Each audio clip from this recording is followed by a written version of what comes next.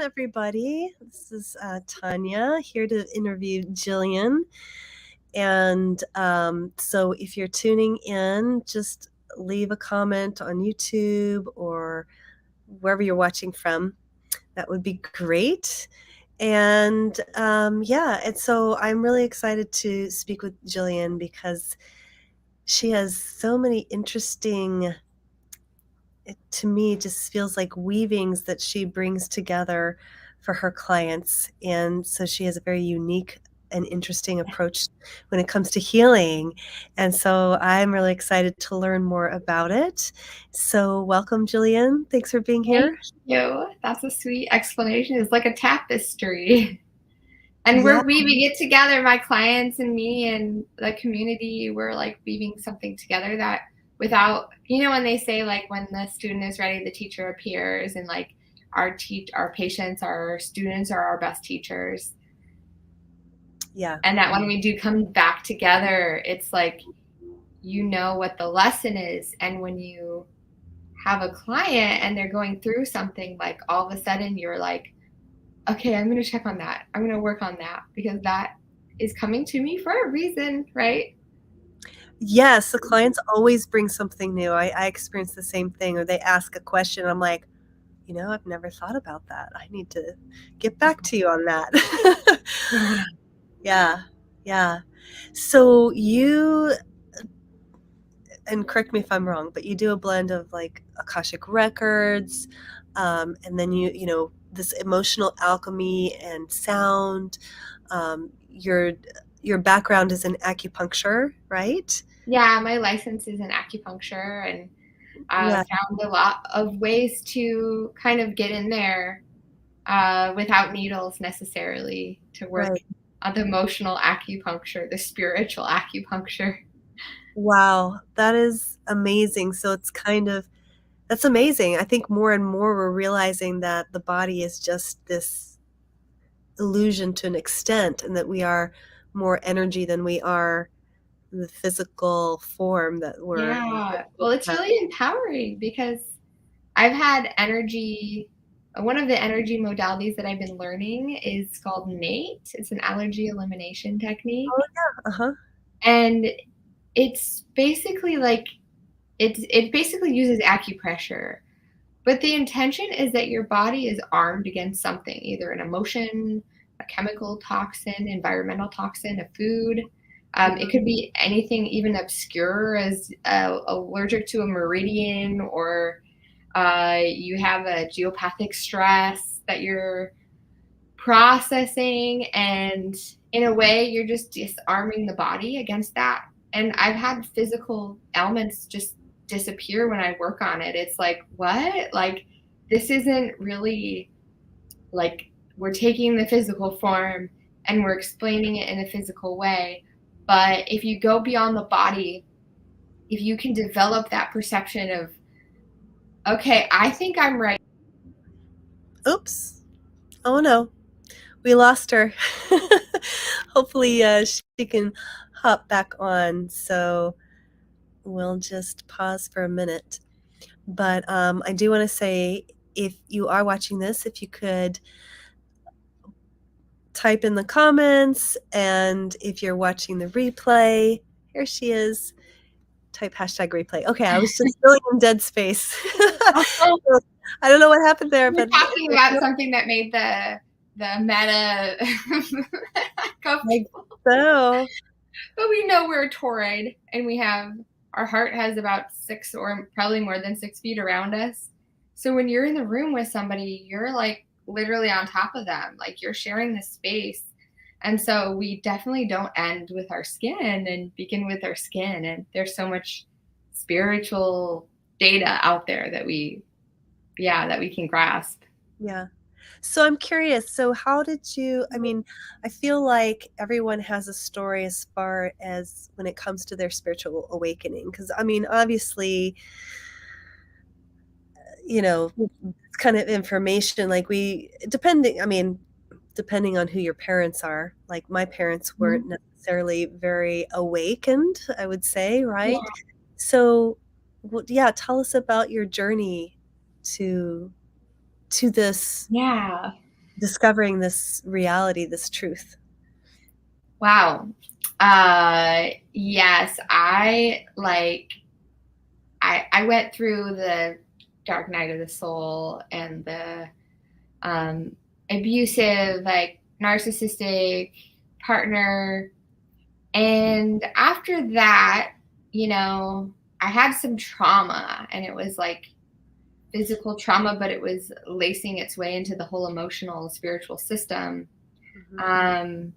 And I was kind of like, okay, I'm ready to take a deep dive into this healing. And it was a deep, it was a deep dive.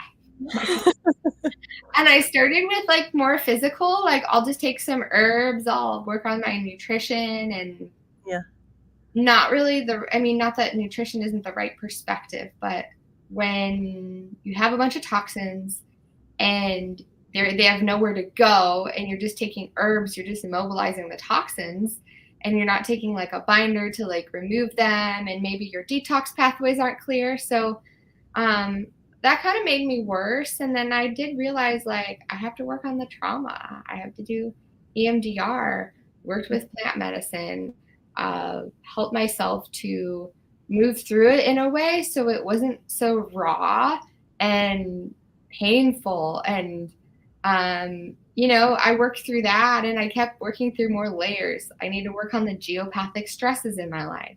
Okay, I need to work on, I found out about the Akashic records, and I was like, I got a healing done from somebody in my area, and it was during the pandemic.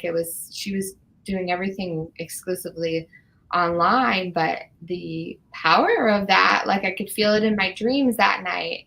And I was unlocking all of this ancestral karma and this deep abandonment and these wounds. And as I moved through that, I had started to see beyond the veil to where we aren't just physical bodies. And because I was touching the body, I could feel energy moving through the body. I'm like, why is the energy all the way over there? What's happening? What is that person processing? And so I think those things started just to come online and be more palpable. And I started to experiment with sound, and like at first with bowls and with tuning forks, and then working with some plant medicine, like my voice unlocked, like I connected to that emotion. And that maybe that's where everybody has their thing that they see, they feel, they taste, they experience the divine, the unseen in some way, shape, or form so that we can help each other. And for me, a big part of that was the frequency. Like I could feel the frequency, I'd feel it in my body. I would know where it was in that person's field, and I could know where it came from in their life, what they weren't looking at, what patterns. And then my voice would find that frequency. And it's almost like when you have a soul retrieval.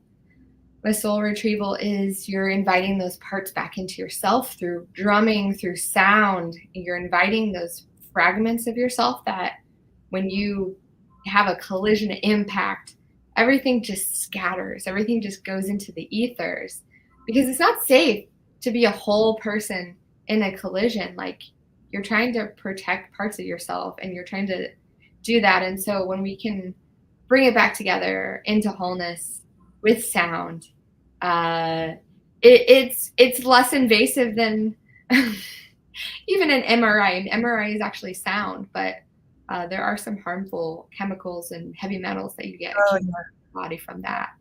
Yeah. So yeah, why not just see if the frequencies, you can match frequencies to what you're going through. And I've worked with other frequencies in my practice as well, such as like it's a microcurrent, much like a right frequency, and it can balance your Sorry, chakra. hold on. Pause for a second.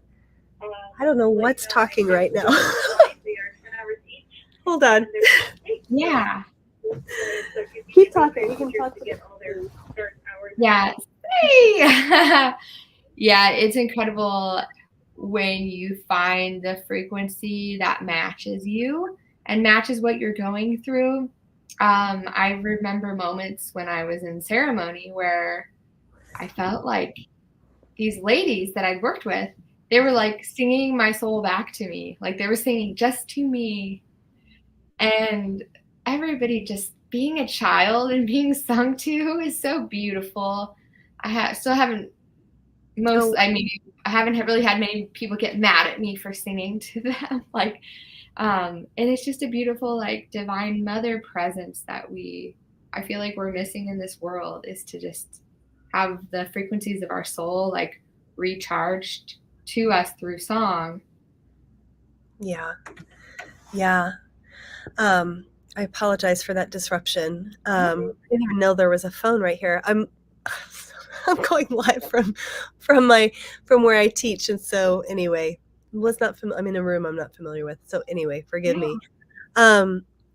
So yeah, sound. What I find really interesting, Jillian, is I find that a lot of people's voice chakra, they're just their willingness to sing or be open and sharing their voice is really shut down. We've really kind of divorced ourselves as a culture, and I feel like where there isn't a whole lot of singing happening. Even, like, so it kind of blows my mind that's kind of where we find ourselves now. So could you talk more about the emotional alchemy piece? Yeah. So it's an experience that we have with emotions where we feel it and we're like, what is this? Where's the off button? How do I make it stop? Like, what can I do to just, what's on my phone? Like, how can I get out of this? And they say, in spiritual communities, the only way out is through. And so, with your voice, with color, sound, light, frequency in general, light is just a spectrum of frequency, and sound is a spectrum of frequency. Depending on the frequency is whether you can perceive it or not, in a sensory way. But even if you can't perceive it, it's still there. So, like having somebody that can't hear, they're still experiencing the frequency. They're still feeling something. And so, when we go through this, like, for example, somebody that's just really angry at their mother, like we just had Mother's Day, and you talk to your mom, and like, oh, my mom called, and it just makes me really fearful and angry, and what she did. And I've heard so many hard stories of people's families, and betrayal, and like just having this bitterness and hatred towards the partner that's causing the child to suffer from that. And when I'd say, like, okay, like, think about, for a second, think about your mom. Where do you feel it? Where is it in your body? Listen to that. Is there a color? Is it an emotion? Is it really red and inflammatory? Okay. And then I can do this. You can do this. We're gonna sound it. We're gonna work Mm, with the sound of that frequency. And then the next time like, we worked with the sound, we felt the feeling, we allowed ourselves to kind of wake up to this. Basically, all of the cells have little. This is from Eileen Day. No, this is from Biology of Belief. But also Eileen Day McCusick, she spells it out really well. Bruce Lipton, Biology of Belief. All of the cells in the body have little tuning forks on the cell membrane. And when you play something that is out of tune, your body hears it. And your body's like, is that me? Is that the sound I make? And the body will acclimate and shift with that. So, we make this sound, and we work with this, and working with your voice, especially if you're willing to. If you're willing to let go of like how you sound and see your voice as an instrument of powerful healing, then why wouldn't you have an instrument of powerful healing with you at all times? So you make a sound, and then, okay, like take a few breaths, like do a little guided meditation, and then think about your mother again. And the numbers just drop, the irritation just drops. Sometimes just like it's gone. Like I don't have that anymore.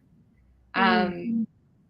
But if we're just always walking around with the thought forms of our family members or friends or people who betrayed us and the irritation of that, like that's going to shut down our organs. Like that's not healthy to, Yeah, yeah. yeah, eventually. It's one thing after another. And so, um, do you ever so it's just pure sound, and do you ever incorporate, like, speaking words? Like, I'm curious about that. Are words involved ever, or Yeah, sometimes. So my guides give me a lot of ages, a lot of numbers, and I might get an emotion because I also work with the system manual therapy by Jean-Pierre Barral. He's a French osteopath, and we work with the emotion of like the unconscious emotions that are stuck between the brain and the organs. And so organs holding on to emotion, the brain is. If you treat the organ, the brain will still, okay, we're going to recreate that. Um, uh-huh. Same thing with the brain. If you treat the brain, the organ will kind of remind the brain that like there's still this connection here. And so my work is, yeah, definitely really a tapestry of what is coming up from the person, our guides together working, like co-creating this experience and like where we need to go next. When it comes to like healing with sound, it is a process of like uh, you know, I use the drums or the singing bowls or the rattles and whatever jumps out at me and jumps into my hand for me to work with. Yeah. I make sounds. I might make like whistling or sighing sounds, or sometimes there's like some fairy languages and light language that come through for me to like fully express what is going on. And it's almost like when I do a longer, I think since we've talked, I've done a training on holographic sound healing, which is by a system by Paul Hubert.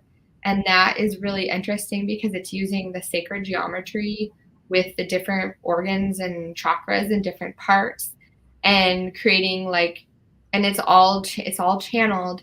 It's all just basically as if the person that I'm working on is channeling through me, and I'm giving them the frequencies that they weren't able to express so that they can integrate them.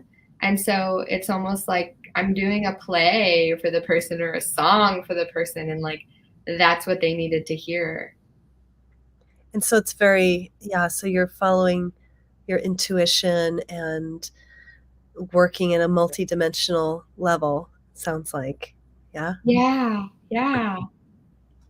Wow, and so do you have a story that you can share about, like, a result, of someone that's worked with you, like, what they've been able to move through?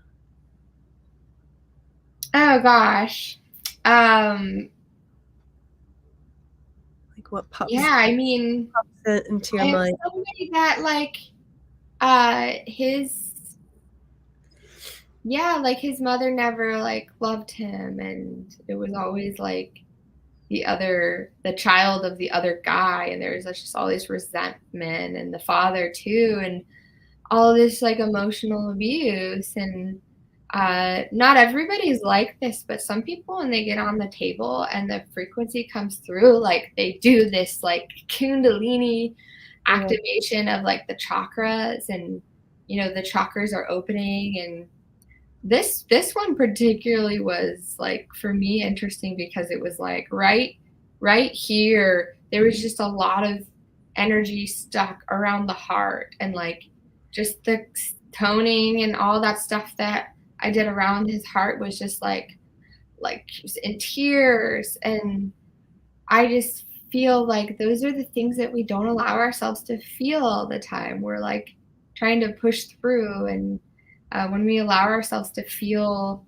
what's coming up, it's like it's so alchemy is like the word. It's like about changing. changing minerals that may be harmful into gold, and like like sifting through the sand and finding the beauty in it. And so one of the, I think it's Leela Williams, I have her oracle book, like mining the gems of your soul. Like when you are going into darkness, when you're going into feeling alone, anybody who's listening to this who like maybe they have moments where they feel alone, they don't feel understood, they feel like, oh my gosh, I have to do this, I feel stuck. Like, know that you are like, if you fully drop into that without resistance, without like, okay, I need to get out of this, like you fully drop into that, being with the self and being with that grief in like a loving, inviting way, you are transforming and you're finding the true alchemy of the self. And yeah, I think that's just such a beautiful way to take care of yourself, is to know that those are the things that are best for you, is to go in to that place where you could be very afraid, but like you are going to be held. And that is what, it's great to have a guide. And then once you have a guide, you know how to go into those places by yourself. Like, and it's not so scary, and you have somebody like helping you and holding your hand. And then if you want to go into those places alone, like on your own, you can, and you can keep working with the things and the gifts and going through like the darkness. Like once you come out and you're like, oh, I'm so much clearer now. Like I've worked through all these different layers, and it's never going to be done, but you're going to find moments of relief and of lightness where you can just be in joy and harmony and celebration too. Yeah. Beautiful. Hmm. So I'm curious, how can people work with you? Like, what do you have for offerings? I noticed that you work with spiritual entrepreneurs. Yes.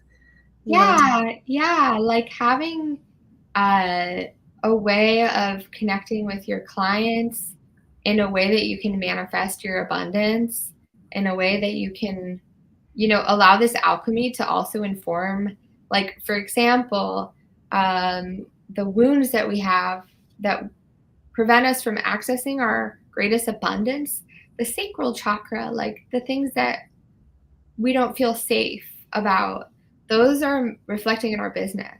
And so when so I love working with entrepreneurs, and I love using the Akash to work with the business entity itself and see what is it moving forward? How is it moving forward?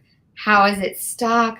Like if you are afraid to be seen by people, then you're not going to get views. You're not going to get like new leads very much, because you're subconsciously showing them that message that you're afraid to be seen. Right. Yeah, so I do like one-on-one Akashic record journeys. I can do that as well for business. And I am doing a program for manifesting moon magic, which starts, I think it's June 10th. It's on the new moon that it starts. Actually, I believe it starts the week of the new moon. The first call is the new moon, so we can activate our highest intentions. And this is about how to connect with the energy of the moon and work with the ebb and the flow of the universe, and work with our chakra system to help us to manifest the life of our dreams, to unblock things in the container and in the flow of nature. Beautiful. Awesome. Yeah. So they can find you at joypointclinic.com. Yeah. Or through Yeah, Facebook. and you can sign up for my email list, and we're doing next Tuesday, we're doing a master class. So you can sign up for that as well. Or you can just contact me if you have more questions. And Jillian you do retreats too. You're on the west side of Washington, or you're in Washington, correct? Yeah. Right. Yeah, I have before, and I'm sure I will be doing them again. I'm doing a in-person cacao ceremony in the beginning of or first day of June. So and we're gonna work with some vocal activation. And yeah, I'm sure some people are like really tentative about using their voice, but it's like even if you all you can do is sound silently, you're like, imagine singing the note A, like that's good. That's better than nothing. You know, imagining, visualize doing something is better than not doing it, and it's almost as good as the real thing. So the Yeah. way that my course is set up is like so people can go through. I have some instructional videos, but not it's not heavy on that. It's more on the journaling and the guided sound journeys. So you can drop into a cozy space and find a space to go inward with your visualization about what you're manifesting, unlocking your desires, working with rewiring the brain and the chakras. So there's a lot of fun in there, and we're going to be doing like live calls every week to do more like activations live on that. Wow, awesome. It feels like a lot of play and curiosity and, just inviting people to get in touch with their voice and their bodies and the Yeah, emotions, like everything is safe, being held in a safe container and opening up to newer possibilities. Yeah. yeah. I'm glad my inner child like decided to show up to work with me. Like it's just like we can bring our drum to work. We can like play music and like sing to our clients. Like why not? Yeah. You know? Why not? I mean, really, like, why does healing have to? I feel like in many ways, I've been through so many different, healing ceremonies and trainings and etc. And sometimes it can get heavy. And I'm like, where's the play? Like, Yeah. it's okay And to be. people have resistance to it You because can still be spirituality is the play. spirit. It Yeah, doesn't you have to can be feel that so way. It can much be through play. playful. Yeah, absolutely. Wow. Yeah, very Yeah, cool. bring the fun back in because really, like your inner child, if there's any resistance to something that you're doing that's good for you, it's not going to show up for the healing. And it has to be mix the light and the darkness, you know? Yeah, very cool. Hmm. Um, Great. Well, is there anything else you want to share before we close this interview?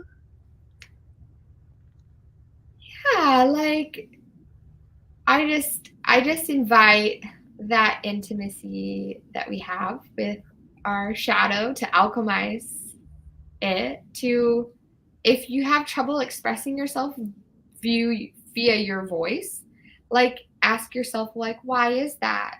And is there something in there that's valid? Did somebody shut me down?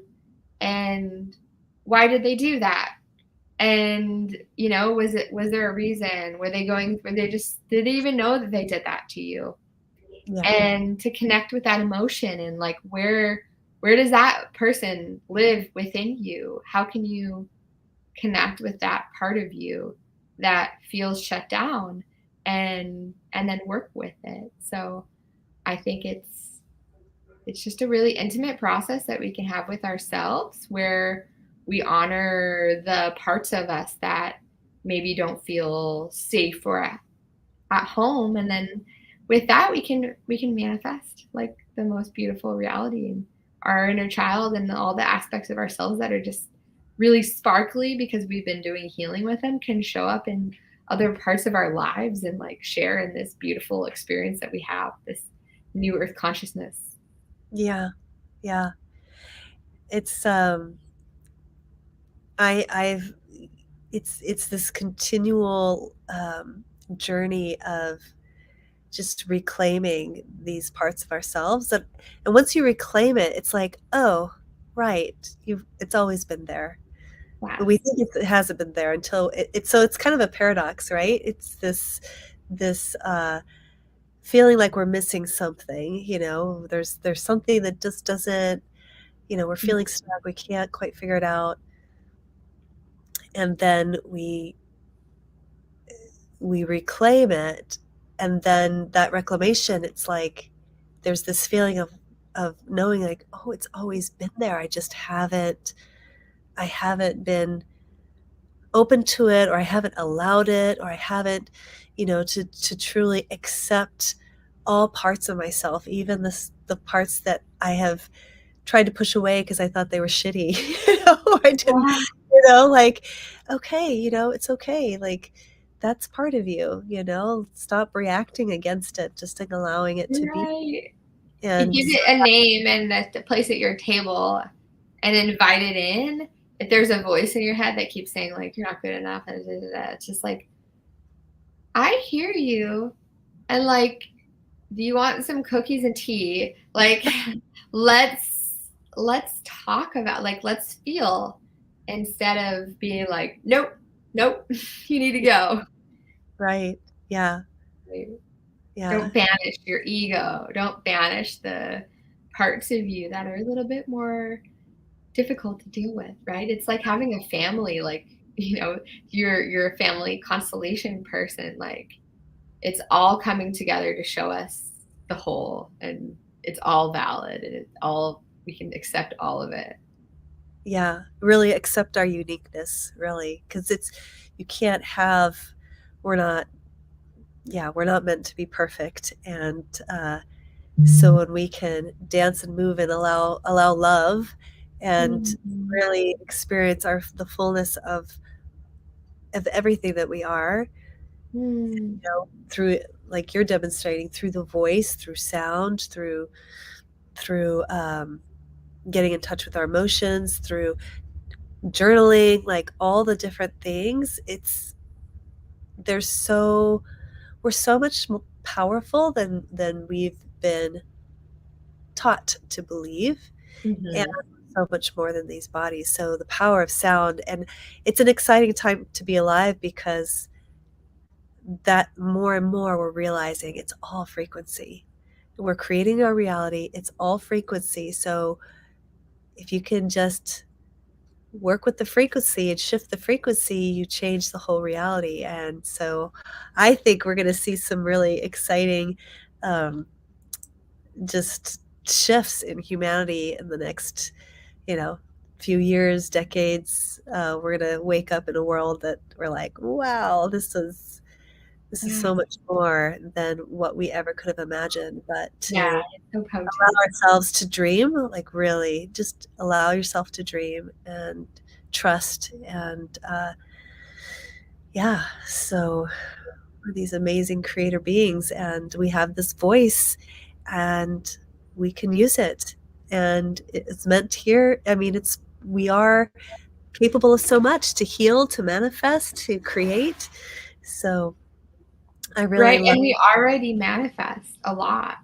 We just Right, don't recognize it as manifestation because it can be negative, and right, because we can create, like, lesions and cysts and abscesses and things in our body that, like, don't feel good because we're, like, trying to, block something. We're trying to protect ourselves. And so right, manifestation, it goes both ways. We can manifest negative things, and we can manifest right. our dreams if we, like, will allow ourselves to listen to our own power. Yeah. And I think that even if we appreciate the things that we see as negative, like you're talking about an illness or something, it's like if we can see it as a gift of, oh, there's something I'm not seeing, Mm-hmm. and the whole building is vibrating right now. There's something that Frequency. yeah.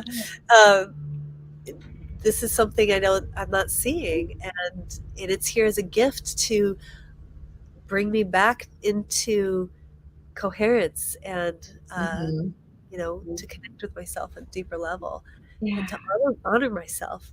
I'm starting to get stuffy because it's the end of the day. I notice my cold pattern is, I'm starting to, anyway. So if I sound stuffy, forgive me. Yeah.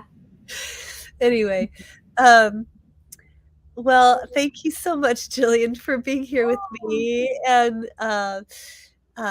if anybody is watching this, please feel free to reach out to Jillian, get in touch with her, learn more about her.